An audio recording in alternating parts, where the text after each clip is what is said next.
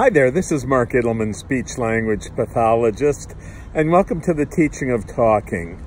This video is about following directions for aphasia so that you can help those with aphasia talk better. Now, one of the problems in America as well as throughout the whole world is that there are very, very few manuals or very, very few instruction books for how to help somebody learn how to talk who's had aphasia. Now, there's a lot of professionals out in the field. There are the college professors, and they're the ones who have spent years and years researching and writing and doing theses and dissertations, and that's what their specialty is. And then there's speech pathologists who are in the schools, and they work with children, and they specialize in children. And so the question is, who's going to write books on how to help a person with aphasia speak? Because, you know, there are books or instruction manuals that come with everything. Now, behind me is a motorhome, and I've got an instruction manual that's about 4 inches thick. And it covers everything from the motor to the electrical system to the plumbing and to the furnishings and to, so many different things, okay? And only a person who's a master mechanic, who's spent years and years knowing about these things, they're the people who can write the manuals so that the owners, if they have a problem, can follow the directions in the manual as to how to change the oil or how to deal with certain things when things go wrong. But you know something? There are very few manuals for aphasia therapy. You know, there are these apps and there are these workbooks, and you know, they work for little exercises where you have to fill in the blank or where you have to connect the dots or do a puzzle or something like that. But that's not dealing with the actual process of talking. The process of talking requires a person to ask a question and the other person to answer it, and then the other person to pose a question and the other person to answer it. That's what conversation is. That's what talking is. And when people come to the speech pathologist, they want their loved one to talk. But what happens is they get set in front of a computer, or they get set in front of an iPad, or they have singing songs about happy birthday and my country 'tis of thee and all this other kind of stuff, but it doesn't deal with talking.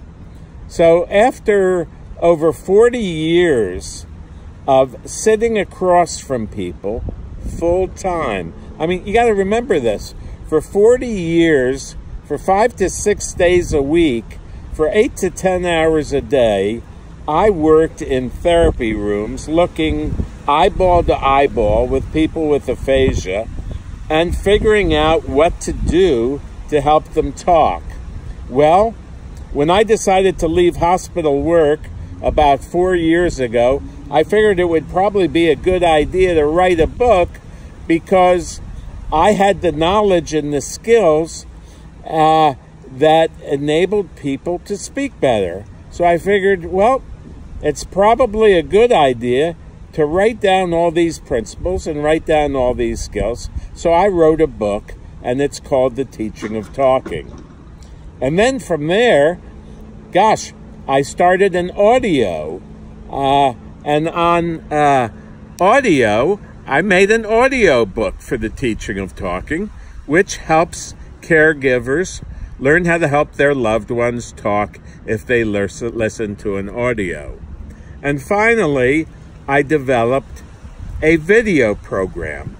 And the video program is for people who have trouble talking and their loved ones wish to learn methods to help them learn how to talk.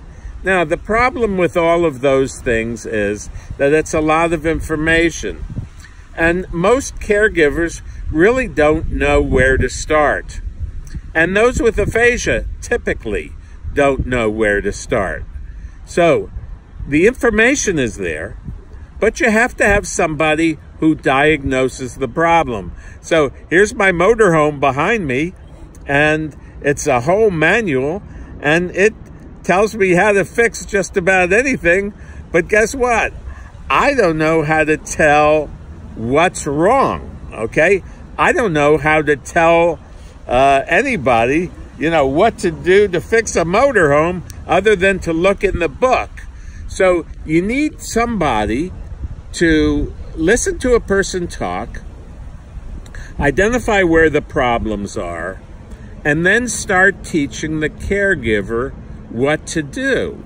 Now, this is a brand new concept to teach a caregiver what to do, because most caregivers say, well, that's the speech therapist's job. That person should help my loved one with speech. Well, that could be true, but the problem is that speech therapy ends after a very short period of time, and guess what? So many families, so many people, so many caregivers get left holding the bag. And you know what that means, get left holding the bag. Yeah, they get left holding the bag, and they have this bag and with all this stuff in it, and they don't know what the heck to do with it. So that's why I wrote The Teaching of Talking. That's why I created an Audible program and a video program to teach caregivers how to help their loved ones speak better. But guess what? All of those tools are really, really good, but you need a speech-language pathologist who can listen to your loved one, and then he or she can then tell you where in the book or where in the video or where in the audio to begin. Now, really, once you come down to it, I'm the guy that you'd want to speak to about this because I wrote the book. So, if you'd like to speak with me about getting help for your loved one, down underneath this video are a bunch of links. One set of links is to my Facebook page, and you can follow us there. The other link is to the teachingoftalking.com, and there you can find a questionnaire to fill out and then send it to me, and I'll look it over, and we'll get on a call, a free call, where you and I will discuss your loved one, and I'll help spell out what I think would be helpful to help your loved one start talking again. But I must conclude on this.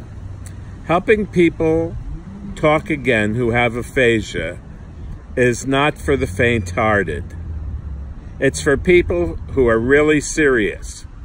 It's for people and caregivers who aren't afraid to roll up their shirt sleeves and get their hands dirty. And what I mean simply by that is it takes work, it takes commitment, and it takes focus. And I know that in a lot of cases, caregivers and loved ones have awesome responsibilities, and they have many, many, many things that they need to do. So if you're serious about really helping your loved one talk better, then click down below on teachingoftalking.com and find the questionnaire at the bottom of each page. There's a button that you push. It's like a long strip at the bottom of each page, and it says questionnaire. And press on that, and it'll take you to a questionnaire, and fill it out and send it to me, and I'll get back with you lickety-split. Now, there's another part at the bottom of each page, and that's to sign up for emails. And what we do is we send you videos and emails and explaining things about speech therapy to you. But I want to just conclude and just let you know that this is a very specialized field, And it's not a matter of hooking somebody up to an iPad if you want them to talk again. That's just not how it's done. And it's not done by sending them to singing school. And it's not done either by hooking them up to a computer, an iPad, or a bunch of workbooks. Sure, they're helpful, but they're not helpful for talking. What's helpful for talking is getting with a professional who knows how to help people talk and teaching you what to do at home throughout the day, throughout the evening, to help your loved ones speak. This is Mark Ittleman, speech language pathologist. Don't forget, underneath this video are some links. Click on them, get in contact with me, and we'll help you with your loved one with aphasia. And we'll do everything we can to help you help them speak better or speak again. Thanks a lot, and it's been a great time sharing this with you. Bye-bye now.